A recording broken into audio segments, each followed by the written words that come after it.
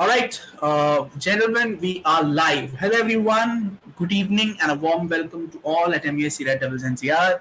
It's match day, and this is Delvin along with Shitij and Ojas with me on the stream. So, hello, gentlemen, and I hope all of you all are doing well. Big game, United versus Sevilla, the Europa League quarterfinals. We are at present just 4 games away from a spot in the final at Hungary. How are we feeling? Kshitij, I'll start with you. How are we feeling, and what are your expectations heading into this game? See, it's a pretty mixed bag. See, we are in an amazing form, but Rashford isn't there. We are looking like a very solid team, but our record against Sevilla has always been shit. So it's a pretty mixed up feeling. I'm 60% confident today because it's a home game, and under the lights this season we tends to play amazing at Old Trafford. But you never know with Sevilla. They are like Real Madrid of Europa. So let's see. It's a very mixed feeling. Ojas bhai, first of all, warm welcome to the stream. So, Ojas bhai, let's speaking about the game. I mean, this is an encounter which sees two teams playing against each other in very contrasting situations. United have been performing above expectations if we take the general consensus into account, whereas Sevilla have been on an entirely downward spiral. They have been they've been downright atrocious in La Liga. There was a time where they were very close to the relegation zone. They still are. They're only 5 points away from the top drop zone. And the situation in Sevilla is a disaster. It is a disaster on the pitch as well as off the pitch. A slew of mishaps which are very, very close to bringing that club down into absolute anarchy. So, how how does this pan out in the confines of a football pitch for 90 minutes? Uh, what direction do you see this game going to? Yeah, I think so. The game is looking very unmatched on paper, at least, and the results that the both teams have had for past couple of months. Actually, what I believed a long time ago also that as soon as Diego Carlos and Koundé went from Sevilla's backline, there's always going to be a void very hard to fill for them. So really, it's whatever lineup I'm seeing right now. I know we will discuss it later in the stream, but it has the potential to upset any team anywhere. But really doesn't seem like a lineup that had the ability to come so far in the Europa League. They must have had few good games because what I completely feel is United have faced such a tight competition in Europa itself. I'm very surprised that Sevilla are so far in Europa. I respect the opposition, and like Real Madrid is to Champions League, Sevilla is to Europa League.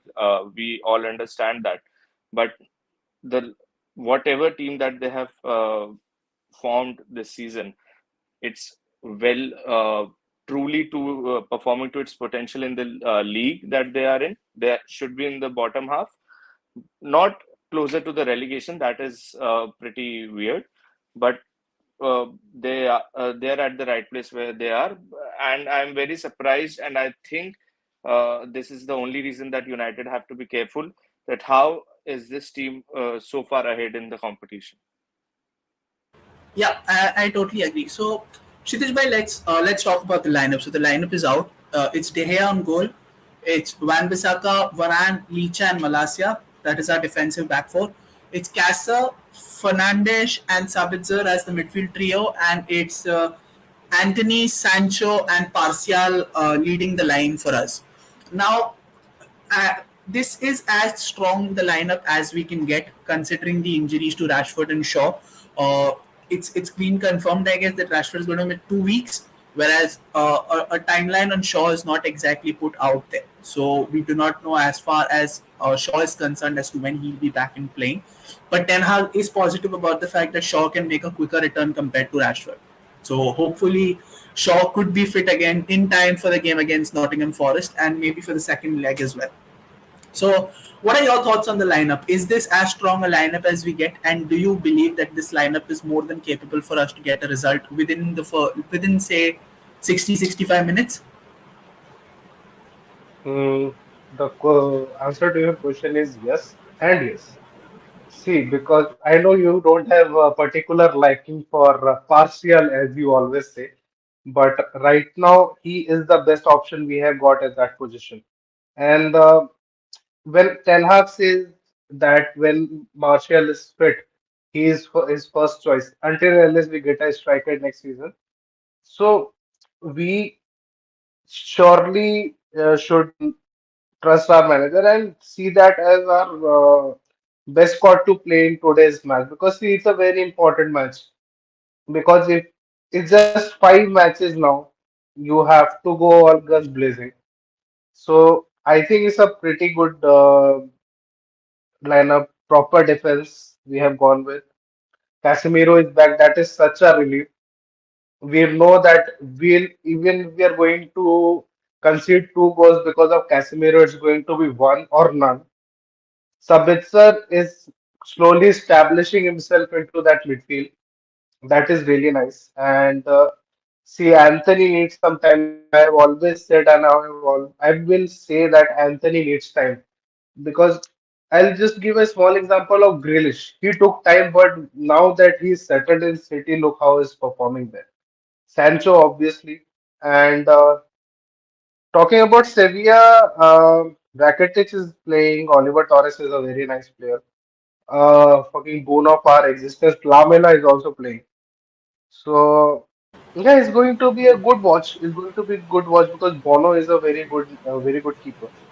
But I am kind of confident now when I'm seeing both the teams that we might nick this one.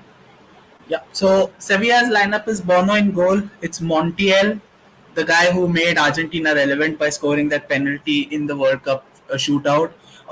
Nianzu, Marçal, Acuna, another one of those bit part Argentines in the squad.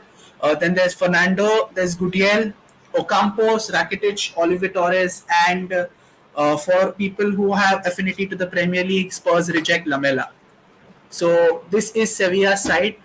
On paper, Sevilla's side is actually a pretty decent side. Like you have the likes of Rakitic. I mean, Eric Lamela is capable of quality moments here and there. Uh, and as far as I've seen, Acuna has been a pretty good left back for Argentina on the international scale. In fact, in that 35 game unbeaten run which they had before losing to Saudi in the opener at the World Cup, Acuna was their starting left back. So that is a big thing. And all in all, pretty decent lineup. It's a surprise that they are so close to relegation, whereas they should be somewhere around fifth or sixth. But then like like Ojasbai said, that Sevilla are Europa League royalty. Now, whether you don't want to agree to the fact or not, they still are the most successful side in the competition that we are part of. So Kushagra says that Casemiro is one yellow card away from a fourth suspension, and if he does get a yellow, he'll miss the return leg. Actually, even Bruno I is think one yellow Bruno, away. Bruno also, Bruno Bruno is also. also one yellow away. So these two players need to be taken care of, especially Casemiro. Now, let's talk about Casemiro a bit. Now, we all are relieved about the fact that Casemiro has come in, and finally that team will have a much better sense of solidity and a much settled outlook also. But don't you think that there has to be a time where Casemiro needs to rein it in? So I've seen a couple of games. I've seen both the games where I've seen the game where he got the red before, and I've seen the game where he got a red now as well. Uh, and you can see that those challenges could have been avoided if we look into it much better. I'm not talking about the choke. That choke was a shit decision anyways, and I'm not in favor of that. But the Southampton red, I did believe that there are certain games where Casemiro can actually rein it in. For a player who's gone for a large chunk of his career without receiving a red card, receiving two red cards in the space of what, a month and a half is not exactly something that you want. He's already missed 8 games due to suspension, mind you. if we count that one game which he missed, the Arsenal game, after receiving 5 yellow cards. So that's 8 games due to suspension. Uh, Ojas by, how do you think there has to be a certain threshold for Casemiro, in the sense that, after a certain point maybe Casemiro should rein it in?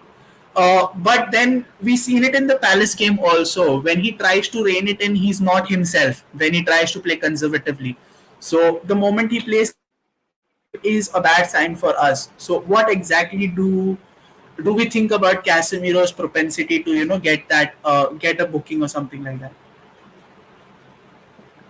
Yeah, am I audible and clear?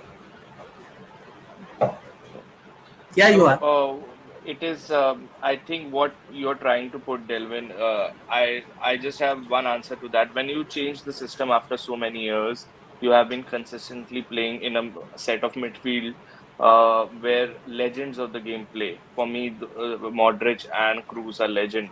For everyone who watches football, Modric and Cruz are brilliant midfielders. And then you suddenly come to the tempo of Premier League. Now, what lot of fans on Twitter and social media don't realize is that Premier League and La Liga and Bundesliga, there's a sky to land, I should say, a major difference.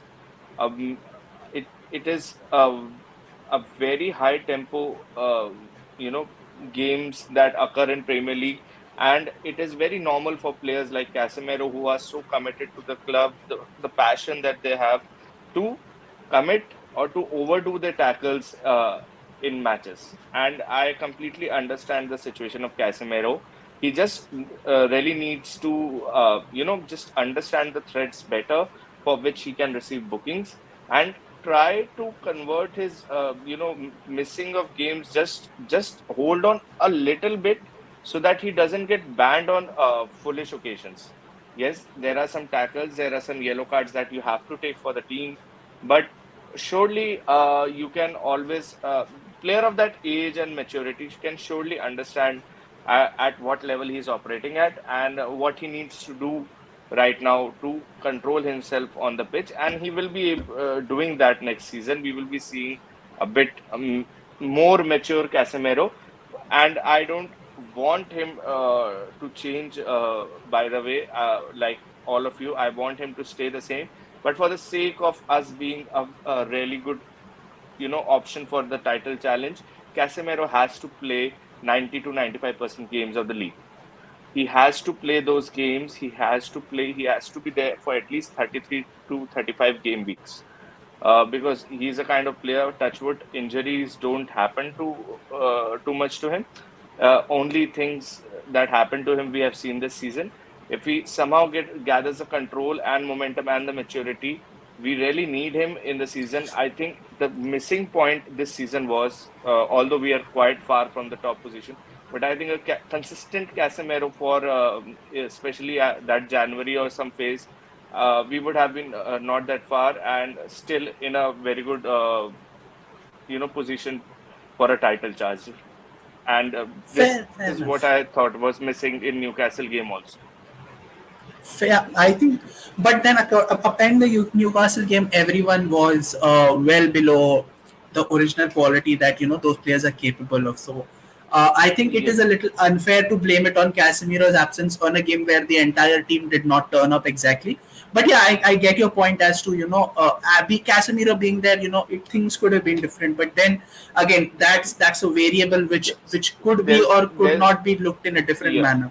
There's a reason why I wanted Fred in this lineup. I don't know whether he's booked or not. Just takes off the clever fouls pressure from Casemiro and Bruno.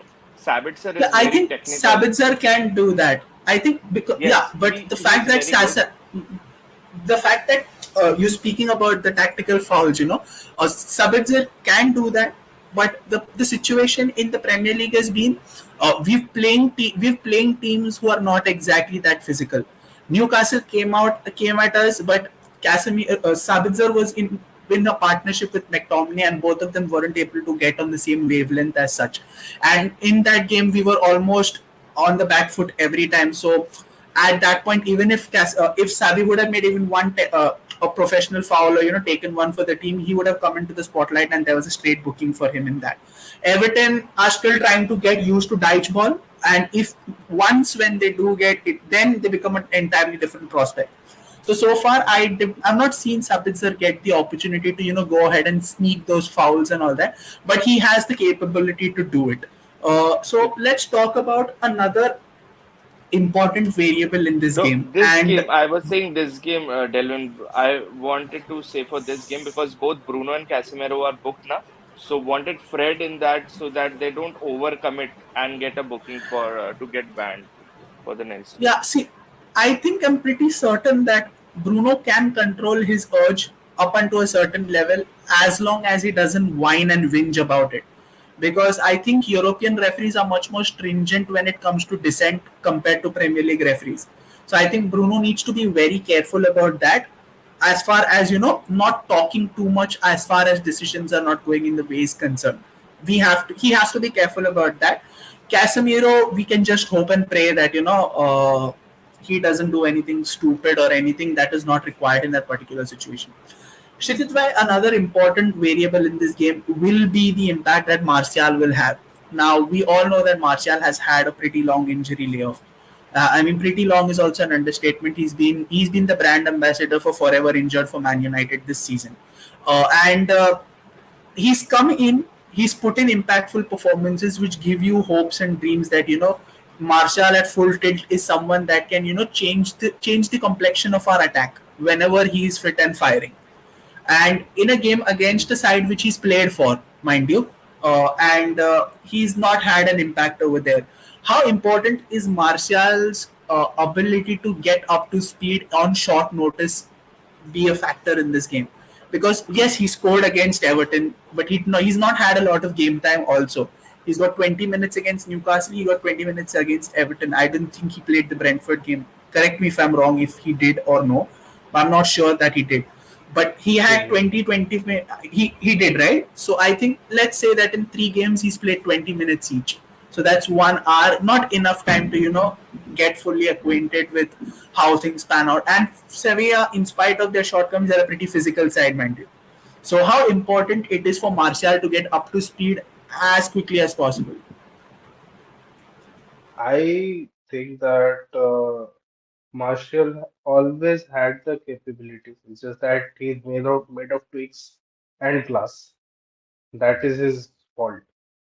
Um, he's very good at connecting the plays, and I think these are the these are the kind of player which Sancho likes to play with. So that will be really important for our team. Getting up to the paces is little difficult for him because yes, he has played for just 20 odd minutes in last 3 games. To answer Mohit, I expect him to play around 60 minutes if we score 1 or 2 goals by that time. Otherwise, he would have to push for at least 80 minutes. Then only Vegas can come. Delvin, Yeah, I uh, believe the same. So mm, if he's going on a good flow, I think 70 minutes would be par for him. If at all the yes, game is if the game is sealed, 70 minutes yes. is an ideal run out for him. But if the I game would is still in want the balance, if the game I is would still in want the something balance, like then Betis. yeah, I would want, if the game is in the balance, I would want Martial and Vegas to play together, not Martial coming Yeah, out yeah. and Vegas coming in. Yes, yes, yes. Uh, it, Absolutely. it gi- it gives you an added dimension with Hmm. Martial's ability to link that final ball, or even for that fact, even Vegas is equally proficient in linking out the ball. So you can leave a little bit of leeway for Martial as far as defensive duties is concerned. Because let's be honest, Martial is not the most diligent when it comes to True. tracking back and doing the dirty work. So Vegost and Martial could be something that could be looked at, provided the game is in the balance. I do expect the game to be sealed by then. That's my expectation. But then again, football very fickle. You don't understand. Just like the last time we played Sevilla was in the 2020 Europa semi-final in Cologne, where the entire competition was shifted to Germany, and it was a one-off knockout system. In that game, it was the case of United not able to take their chances. We had close to 20 or 21 odd shots in that game, yet we weren't able to communicate. I think Bono had a Bono game. He basically was the Great Wall of Morocco against us in that semi final. Do you believe that again? Like we seen it in the Everton game, we are still not able to take our chances. We had 21 shots on goal in the first half itself, which I think is a record for United. I think it could be a record in the Premier League also, but I've not gone in depth and seen it for sure.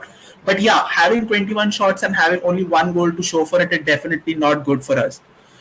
How important it is to bury these chances. Like I know we've spoken about this game in, game out, or every alternate game, but then it comes down to that. It comes down to taking those chances because with the amount of technicians United have on the ball, creating chances is never been a problem for us this season. It has been scoring those chances, and now with Rashford also injured, uh, does taking your chances have that much more significance against a side who will need just one opportunity to get back into the game? Yeah, I should say perfectly summed up that we have not been able to take the chances that have been presented to us, and it has been very disappointing. What I first witnessed this in the Liverpool game, we were quite doing quite good for first 20-25 minutes, and if we could have taken some of our chances, maybe Liverpool would have been under pressure, and the result would have not gone that one-sided that it went.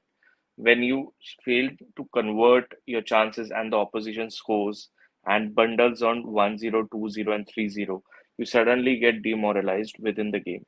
And when you get demoralized within the game, it is very, I should say, quite impossible to make a comeback in that game. And suddenly you are leaking goals like pennies. Uh, Apart from the Liverpool, I had the same belief against Everton also, where we had so many opportunities, but I believe that it was just one of those days that it didn't went into the net that as much it should have been. And if something like this happens, we have to realize that it is a two-legged competition. Sorry, two-legged, whatever we say, that we have to go to their home Competition is also. correct. It's fine. Uh, Competition is correct. Yeah. yeah. So if we do not take our chances at Old Trafford, then God bless us in the home ground of Sevilla. What happens there? If the score is even 1-0, or should I say Sevilla score one, it's 1-1 or 2-1.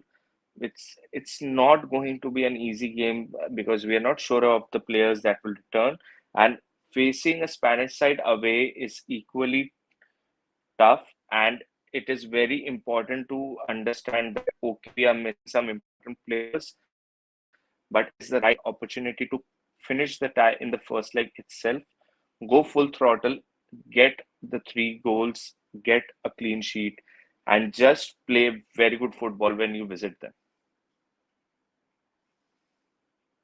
Yeah, it is absolute because we've had this experience before, and in a season where we've been playing Spanish opposition more frequently. So from I have a very interesting stat which I myself was, I was pretty intrigued by the fact that we've been getting a lot of Spanish opposition. So the last Champions League season, which we played in 2021-22, and this Europa League season, we are on the verge of playing our sixth Spanish opposition. 2021-22, we had Villarreal in our group stage. We won both those games. That's 6 points. Atletico Madrid in the round of 16. That was one loss and one draw. So that's 9 points, 7 points in 4 games. We had Sociedad in the group stage of our Europa League. That was one win and one loss. So that was 10 points in 6 games. We had Barca where we drew and won. So that's 14 points in 8 games. And then we had Real Betis where we won both the games. So that's technically 20 points in 10 games. If there was. So we've played a Spanish opposition in every single round of our last 2 European competitions. And I think at this point you might as well add us as the 21st team in that La Liga table. I think we'll somehow still manage to be well above the relegation zone and safe. That is how much Spanish opposition we've played in the space of 1 year. There was a phase in Louis Van Gaal's management tenure when Jonjo Shelby was playing for Swansea, and Swansea team used to turn up against Manchester United like And keep beating Newcastle. us. Yes, And and keep beating Newcastle, us. Newcastle in the Mourinho phase.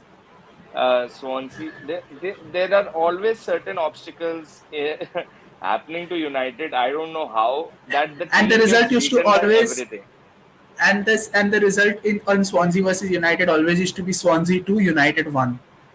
That was the score line. That was the During score line. during Ole, during Ole, it was Wolves.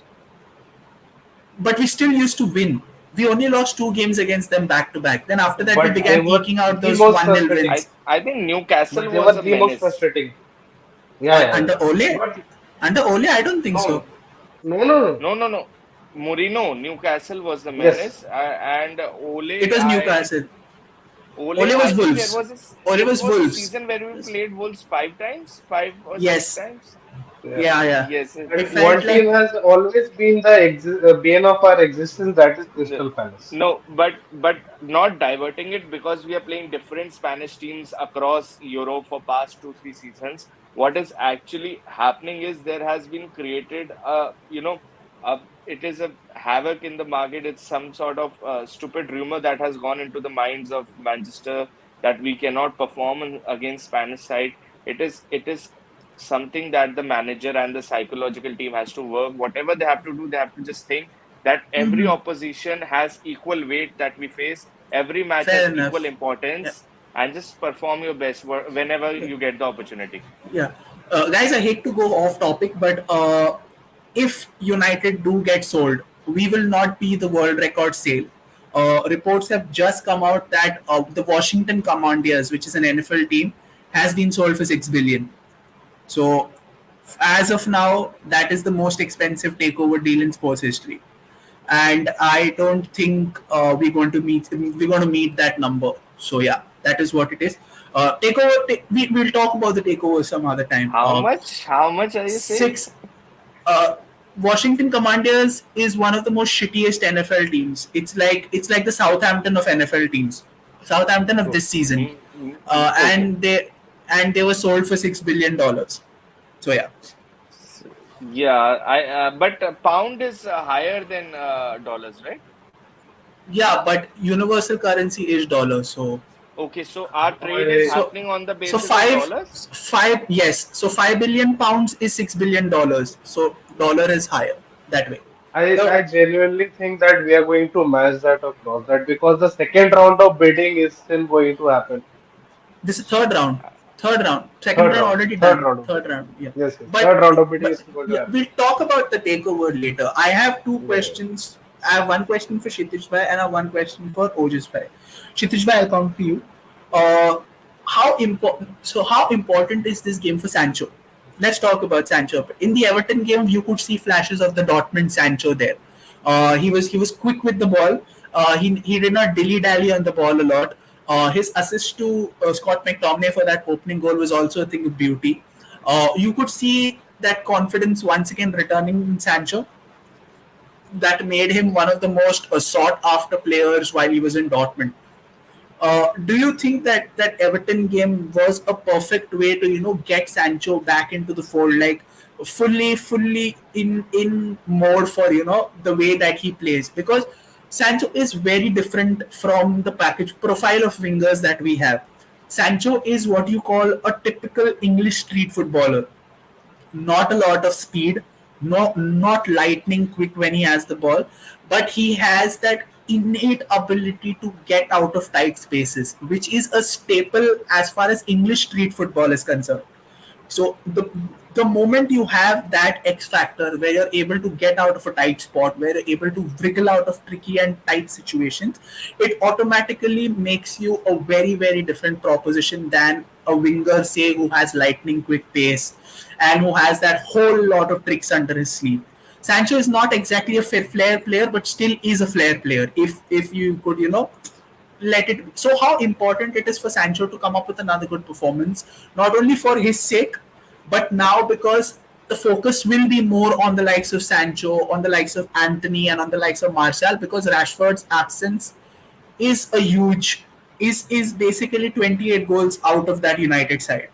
Take that 28 goals out from United scoring, and then you'll see on that we don't have a lot of goals among the rest of the players. So how important it is for Sancho to get into that rhythm very fast, and then just play the way he did against Everton, because you could see against the in the Everton game that the guy is getting there, or he's almost there, if we look at face value. So yeah, what are your thoughts on the Sancho situation? See, when a player goes through something which is regarding his mental health, it is very difficult to assess whether he would return a same player or not. We all saw what happened with Van Dijk after his injury. Also, when he came back, he was not the same player, maybe because of injury, but the impact it creates mentally. So mental side of the game is very important to see. Right now, I think we are one of those club. Probably we are the only club in the world who are giving player rest because of their mental health concern. So that was something nice to see. But coming to Sancho, it is absolutely essential now to see Sancho at full flow.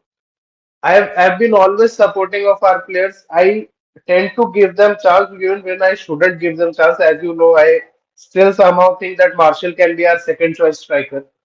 Uh, when we get Osimhen or Kane or whoever is there, I just have faith on my players.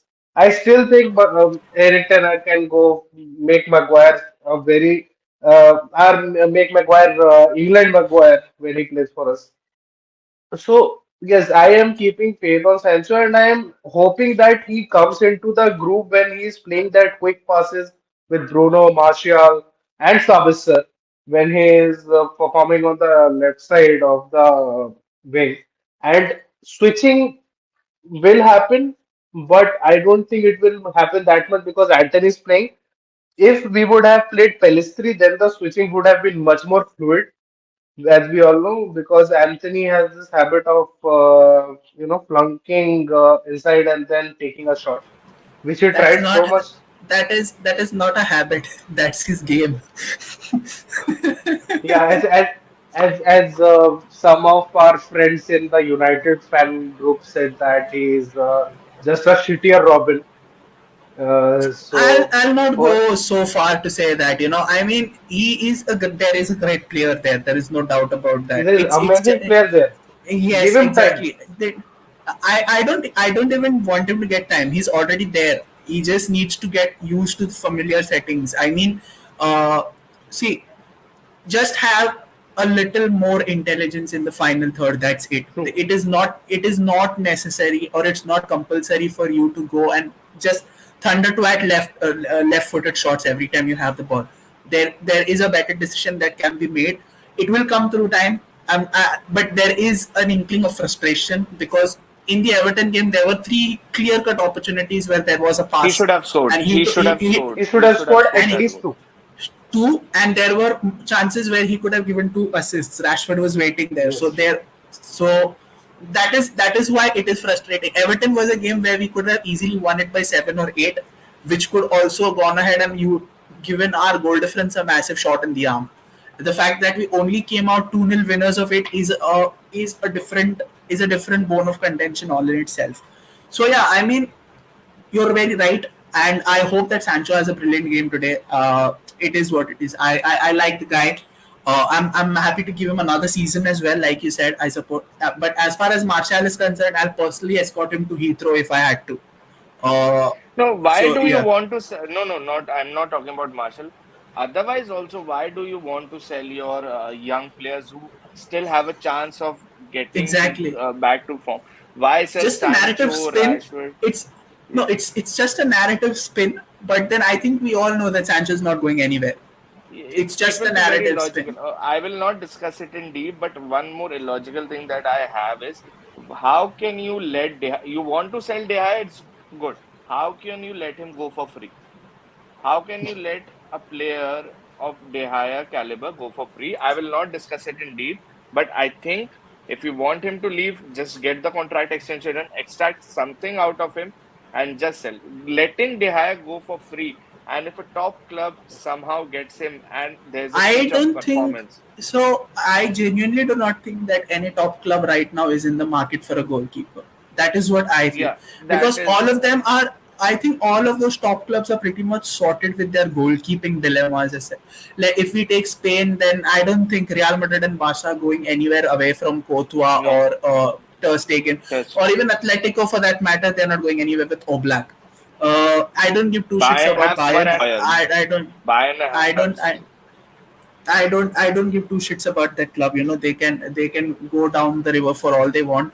Uh, because there is that big German twat over there who I absolutely hate. Like Juventus, oh, genuinely. Juventus have only, I think so, Wolfred Yeah, but with Chesley is there. Chesley is a pretty but stable keeper. but with the situation around Juventus, would David want to go there? That's the problem. Okay, and Inter have, they have Onana, Onana, they Onana have and Onana and Handanovic. Mandovic, AC and Milan have Napoli, Maignan. AC Milan have and Maignan. Napoli. I think Everyone Napoli is will. sorted. Everyone is sorted, so there is no pressing keeper need for No, any top club it's across the yeah, continent. yeah. Just for a simple thing, also, you cannot let good players, even if you don't like them, even if you But want them to be Oshas, sold, you yeah, unfortunately, the fact of the matter is that we are only able to sell players when their contract expires. We are absolutely horrible sellers whenever there is time on a player's contract, and you can take any transaction post the Sir Alex era. We've not made money out of a lot of players. The only players we've made money out of are Lukaku and Dan James. And if you're just counting James I Garner, then I James still don't Garner. know. These Yeah, three. That's yeah. So Osis, my question to you is, now that Casemiro is back, do you want a Casemiro Bruno defensive midfield pivot, or would you persist with Casemiro and Sabitzer? Because I'll be very honest with you, there is something just right about seeing Bruno playing at the six. yeah. Bruno being that defensive playmaker, there's something that just clicks. His because he's in such a place where his Hollywood passes, even if they don't work, there is no risk in the areas from where he delivers those passes. He has enough defensive work rate. He more or less gets his tackles right. He's not afraid to do the dirty work, and he can. And a lot of United fans, I've heard them call Bruno moments player, and the number six position is. I know. I'm just putting it. Okay, sorry, I'm just putting it sorry. out there. I said it. A lot of United fans have been calling Bruno moments player.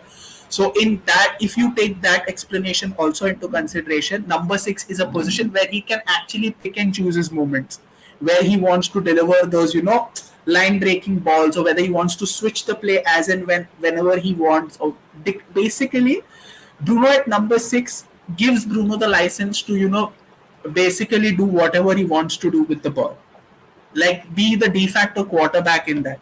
And we can see that Sabitzer at number 10 is a player who loves to take a pop.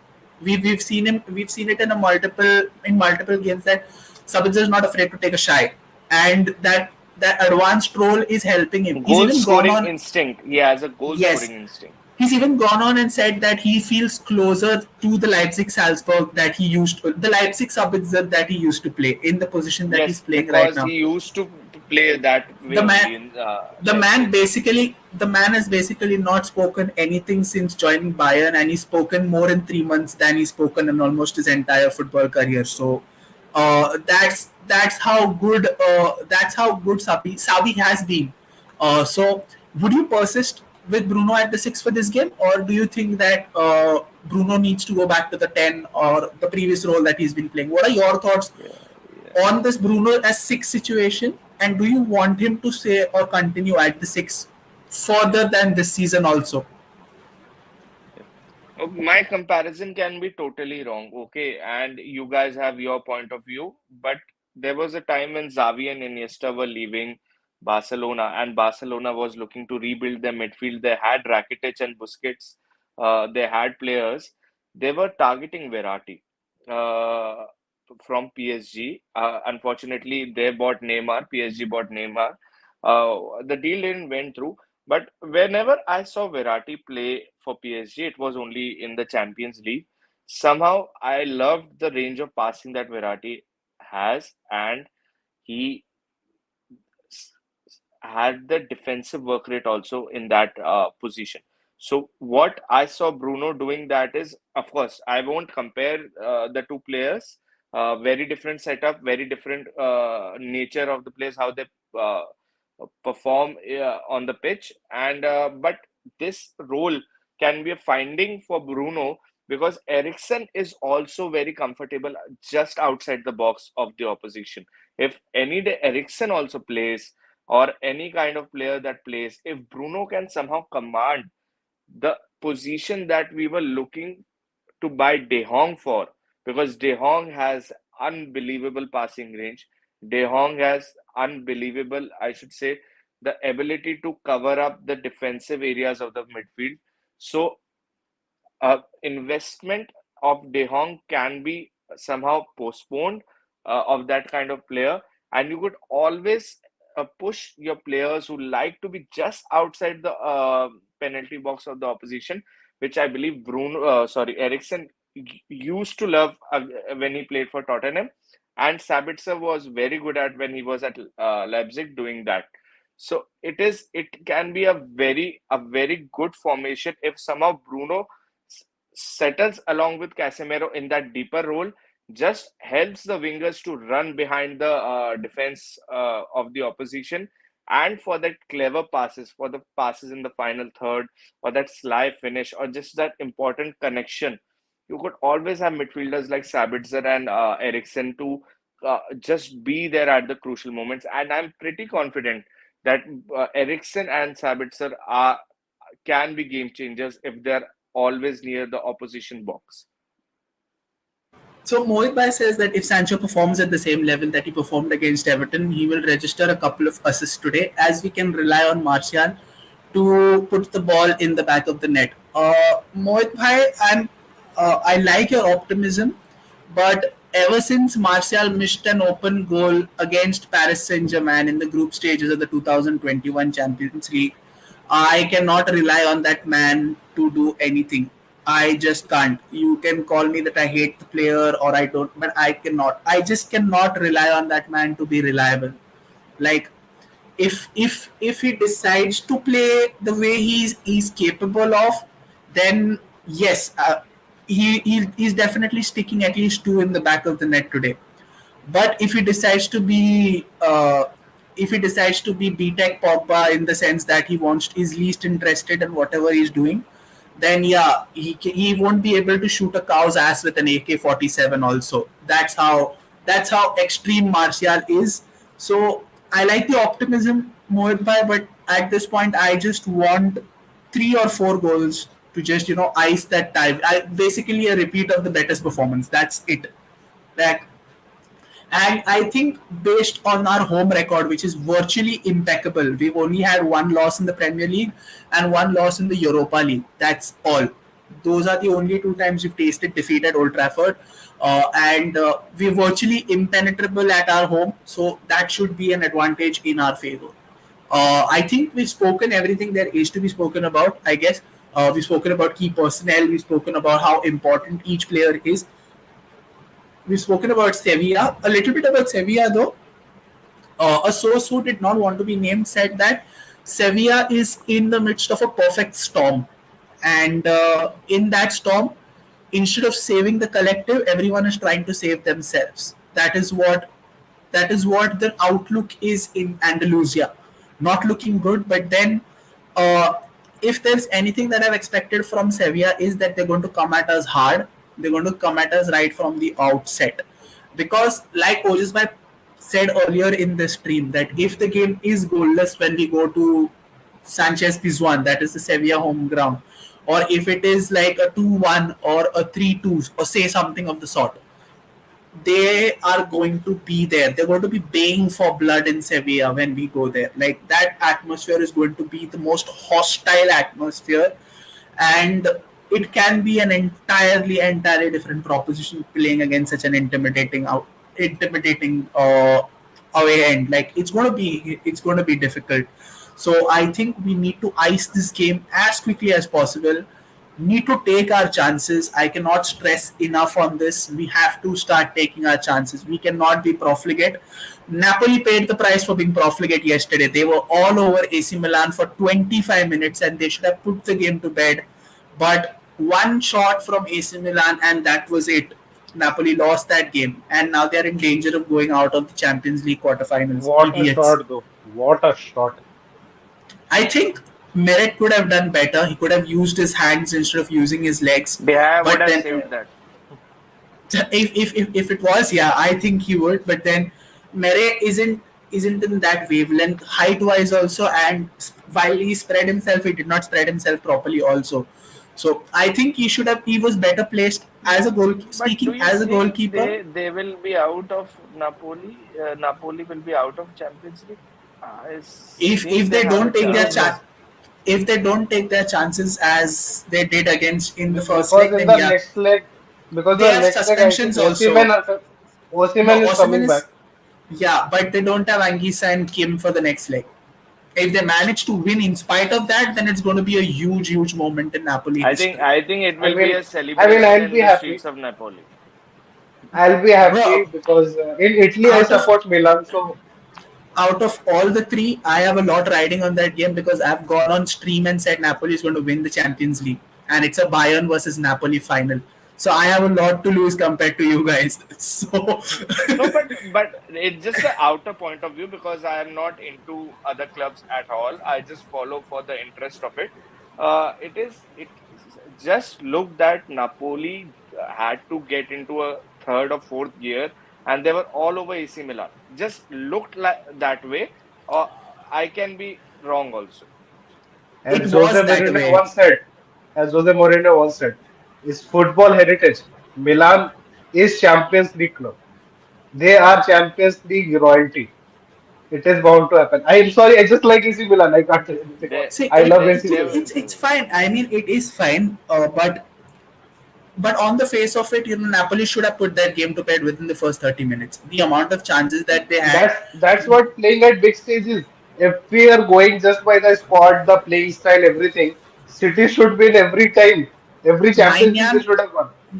Maignan had kept them in the game. It was all Maignan for the first 30 minutes. Maignan has kept them in the game. Like, that True, guy is true. insane. That guy is just insane, man. Brilliant Fucking goalkeeper, hell. brilliant goalkeeper. That guy is just. And they have put a price tag of 220 million on Mainan.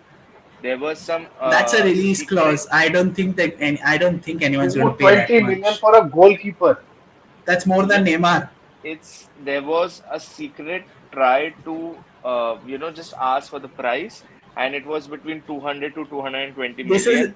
And this is like Real Madrid putting a 600 million release clause on Mariano. It's not gonna happen.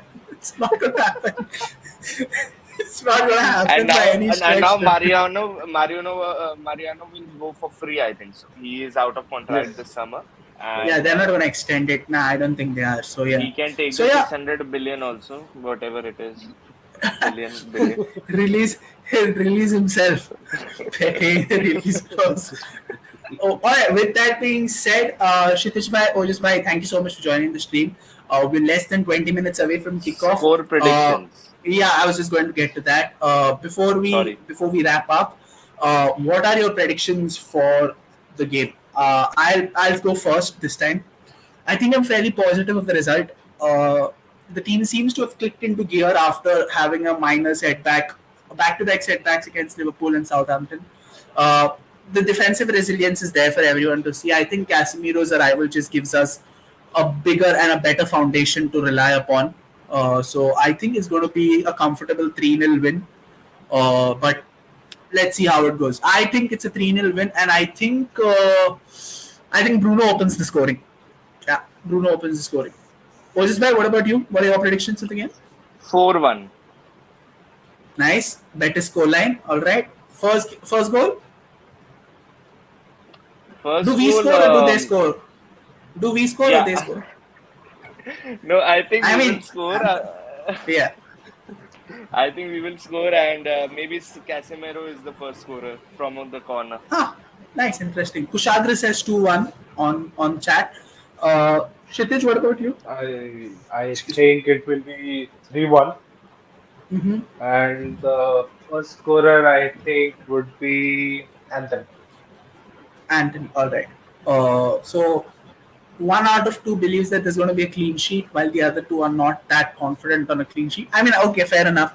But yeah, so the consensus is that it's going to be a comfortable United win. Let's hope that is the case. Uh, I think we're the only team that still managed to remain in all the competitions across the entire continent. If as far as the big leagues are concerned, so I think we'll keep this run going on. I think by we should be pretty much in. Also, I don't think a lot of you know this, but Brighton will be without their manager in the FA Cup semi-final. I guess he won't be on the sideline because he has a 3-match ban, if I'm not mistaken. So yeah, Three match. Brighton will be without De Zerbi in the dugout for the semi-final at Wembley. So how much of a difference is that going to make remains to be seen. But let's see how that unfolds. That team is collectively so good. Although you need your manager always on the sideline. Exact Brighton is a that very is well-oiled machine.